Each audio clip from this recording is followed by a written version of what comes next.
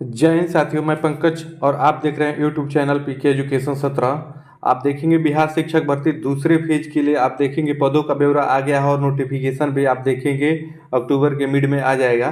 तो इसलिए आपको तैयारी इस बार सीक्वेंस में करनी होगी, अच्छे से करनी होगी। अगर पहली बार आपने पहली से पाँचवीं के लिए जो परीक्षा हुई थी उसमें दिया होगा तो उससे आपको सीख मिली होगी कि किस स्तर के प्रश्न आ रहे हैं और कितना आपको तैयार करना है। तो उसी की कड़ी में आज हम देखेंगे महत्वपूर्ण संविधान के 20 प्रश्नों को। आप देखेंगे संविधान भी काफ़ी महत्वपूर्ण हो जाता है।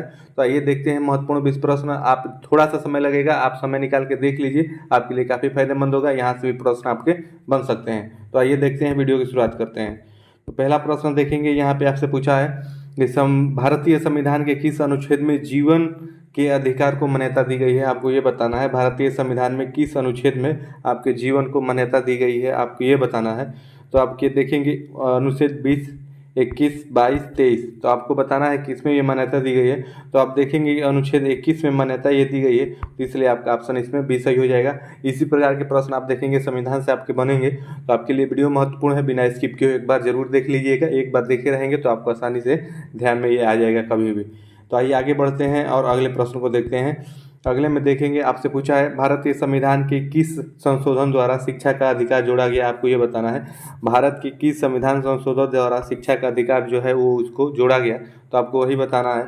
तो आप देखेंगे 84वां, 85वां, 86वां और 92। तो आपको ये बताना है। तो आप देखेंगे 86वें संविधान संशोधन के तहत आपका शिक्षा का जो अधिकार है उसको जोड़ा गया, तो इसमें आपका ये सही हो जाएगा।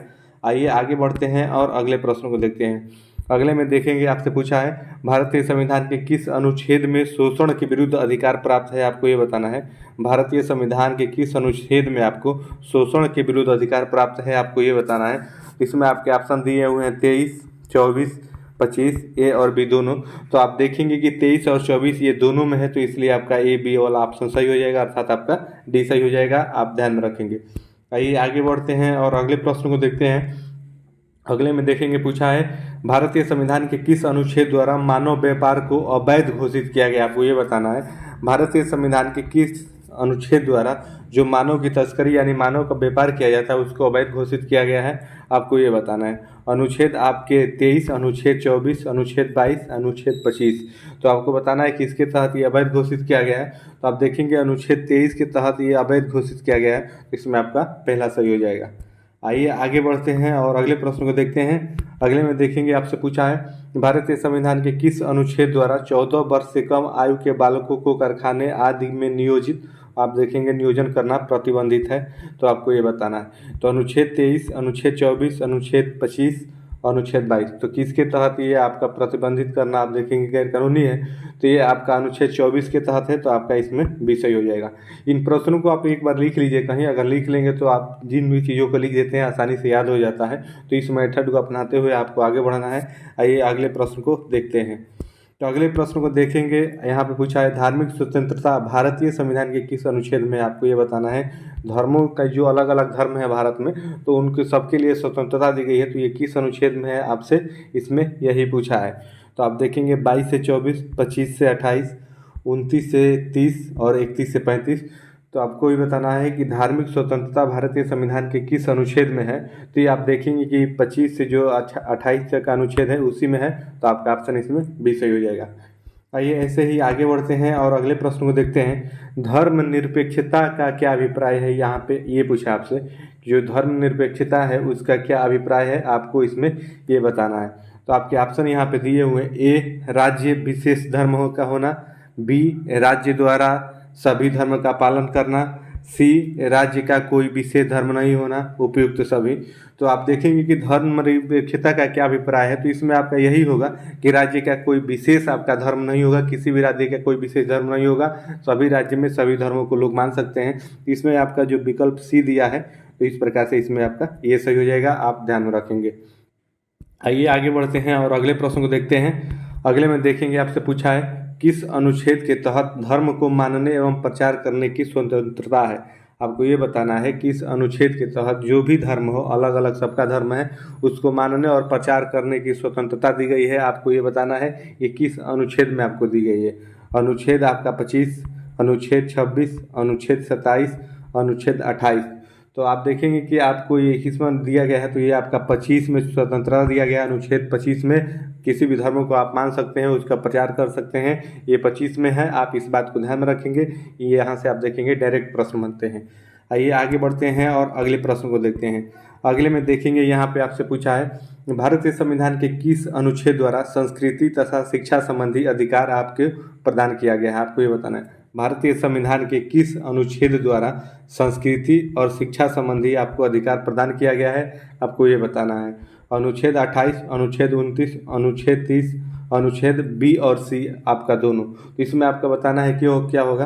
तो आप देखेंगे 29 और 30 इसमें आपका दोनों होगा, तो इस प्रकार से बी और सी दोनों सही हो जाएगा। तो इस प्रकार से आपका डी सही हो जाएगा। इसी प्रकार के प्रश्न आप क्या देखेंगे जब भी संविधान से बनेंगे, इसी में से कोई ना कोई बनेगा इसी से रिलेट करके। तो आप एक बार वीडियो को जरूर देख लीजिएगा, आपके लिए काफ़ी फायदेमंद होगा।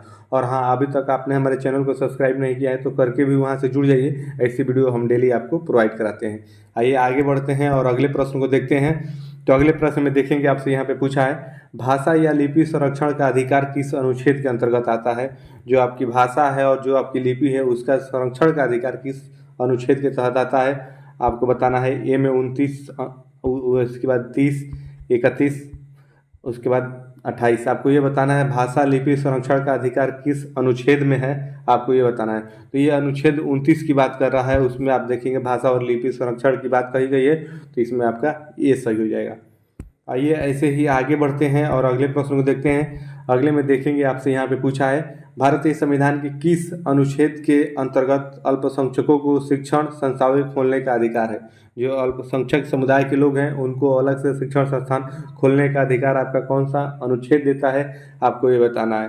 अनुच्छेद 29, अनुच्छेद 30, अनुच्छेद 31, अनुच्छेद 28। तो आपको बताना है कि किस अनुच्छेद के तहत है। तो आप देखेंगे ये 30 अनुच्छेद की बात कर रहा है, उसी में ये आपकी स्वतंत्रता दी गई है। तो इस प्रकार से अधिकार या स्वतंत्रता दी गई है, तो इसमें अनुच्छेद 30 आपका हो जाएगा, यानी बी विकल्प सही होगा। आइए आगे बढ़ते हैं और अगले प्रश्नों को देखते हैं। अगले में देखेंगे आपसे पूछा है भारतीय संविधान के किस अनुच्छेद में नागरिकों के मूल कर्तव्यों का उल्लेख किया गया है। नागरिकों के जो मूल कर्तव्य हैं उसका उल्लेख किस अनुच्छेद में किया गया, आपको ये बताना है। तो 57, 51 क, 52, 52 क किसमें आपका उल्लेख किया गया है, आपको ये बताना है। तो ये आप देखेंगे 51 क में किया गया है, तो इसमें आपका विकल्प बी सही हो जाएगा। आइए आगे बढ़ते हैं और अगले प्रश्न को देखते हैं। अगले में देखेंगे आपसे पूछा है राज्य के नीति निर्देशक तत्वों का क्या उद्देश्य होता है, आपको ये बताना है। तो जन कल्याण को प्रोत्साहन करना। बी में आप देखेंगे राज्य के लिए बाध्यकारी कानून बनाना, संसदीय शासन की स्थापना, उपयुक्त सभी। तो आप देखेंगे कि राज्य के जो नीति निर्देशक तत्व का उद्देश्य होता है वो जन कल्याण को प्रोत्साहन करना होता है, तो इसलिए आपका इसमें ये विकल्प ही सही होगा। आइए आगे बढ़ते हैं और आज अगले प्रश्न को देखते हैं। तो भारत का राष्ट्रीय गान कब अपनाया गया। अब अगर आपसे ये प्रश्न बन जाए, आप देखेंगे कई बार ये परीक्षाओं में बना भी ये प्रश्न, तो अगर ये बन जाए कि भारत का राष्ट्रीय गान कब अपनाया गया, तो आपको इसमें ये बताना है। तो 26 जनवरी 1950, 26 नवंबर 1950, 24 जनवरी 1950, 26 नवंबर 1949। तो आपसे पूछा है कि भारत का जो राष्ट्रीय गान है कब अपनाया गया, इसमें पूछा गया है। तो आप देखेंगे कि 24 जनवरी 1950 को ये अपनाया गया, तो इसमें विकल्प आपका सी सही हो जाएगा। आइए ऐसे ही आगे बढ़ते हैं और अगले प्रश्न को देखते हैं। अगले में देखेंगे आपसे पूछा है भारत के राष्ट्रीय गीत की रचना किसने की, आपको ये बताना है। भारत की जो राष्ट्रीय गीत है उसकी रचना किसने की। बंकिम चंद्र चटर्जी, रविंद्रनाथ टैगोर, मोहम्मद इकबाल, उपयुक्त में से कोई नहीं। तो आपको ये बताना है कि जो भारत का राष्ट्रीय गीत है उसकी आपकी रचना किसने की। तो आप देखेंगे राष्ट्रीय गीत की रचना बंकिम चंद्र चटर्जी ने की, इसमें आपका पहला ही विकल्प सही हो जाएगा। आइए ऐसे ही आगे बढ़ते हैं और अगले प्रश्न को देखते हैं। तो ये देखेंगे ये नॉर्मल सा प्रश्न है, चूंकि हमने इसको ले लिया कि ये भी आपको ध्यान में रहे। भारत का राष्ट्रीय पशु क्या है, आपको ये बताना है। तो राष्ट्रीय पशु इसमें बाघ हो जाएगा, इसमें समय नहीं लगाएंगे, आप इसे अच्छे से जानते हैं। वही आगे देखिए पक्षी की बात करें कि राष्ट्रीय पक्षी भारत का क्या है, ये भी आपको अच्छे से पता है। भारत का राष्ट्रीय पक्षी पूछे तो ये आपका मोर होता है, आपको ध्यान में रखना है इसे भी। वही आगे पूछे कि भारत का राज्य चिन्ह कहाँ से लिया गया, ये महत्वपूर्ण है आपके लिए। ये भी शायद आपको पता होगा, लेकिन ये आप देखेंगे इसमें कन्फ्यूजन हो जाते हैं बच्चों में, भाइयों में, तो इसलिए आपके लिए महत्वपूर्ण हो जाता है। आपको बताना है कि भारत का राज्य चिन्ह कहाँ से लिया गया। तो कौशाम्बी के अशोक स्तंभ, सांची के स्तूप, सारनाथ के अशोक स्तंभ, इलाहाबाद के स्तंभ लेख से। तो आपको ये बताना है कि ये कहाँ से लिया गया। तो आप देखेंगे कि ये आपका लिया गया है जो सारनाथ के अशोक स्तंभ है, यानी आपके विकल्प इसमें सी सही हो जाएगा। ये आपके लिए महत्वपूर्ण है। आइए ऐसे ही आगे बढ़ते हैं और अगले प्रश्न को देखते हैं। भारत का राष्ट्रीय पुष्प अगर आपसे पूछे तो ये आपको पता है अच्छे से, कमल होता है। आइए आज इस वीडियो के अंतिम प्रश्न को देख लेते हैं। सारनाथ के अशोक स्तंभ के नीचे क्या लिखा है, आपको ये बताना है।